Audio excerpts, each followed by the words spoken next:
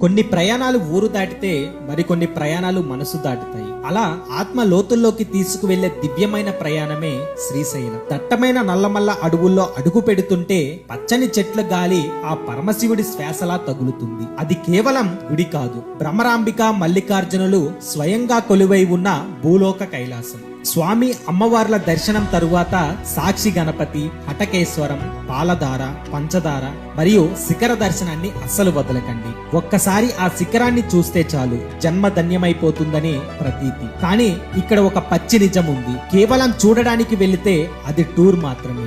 కానీ గుండె నిండా నిజమైన భక్తితో, నమ్మకంతో ఆ స్వామికి శిరస్సు వంచితే మీ జీవితం మీరు ఊహించని విధంగా అద్భుతంగా మారిపోతుంది. ఆ మల్లన్న సన్నిధిలో రాలే ఒక్క కన్నీటి చుక్కకి మీ తలరాతను మార్చే అంత శక్తి ఉంటుంది. ఆ శివుడు పిలుపు మీ దాకా వస్తే ఒక్క క్షణం కూడా ఆలస్యం చేయకండి. భక్తితో అడుగు ముందుకు వేయండి. మీ భవిష్యత్తును ఆ స్వామి తీర్చిదిద్దుతాడు. ఇంతకీ ఈ వీడియో చూసే వాళ్ళు ఎవరైనా శ్రీశైలం వెళ్ళారా? వెళ్ళి ఉంటే మీ ఎక్స్పీరియన్స్ ని కామెంట్ లో చెప్పండి. మన అకౌంట్ ని ఫాలో చేయండి. ఓం నమః శివాయ.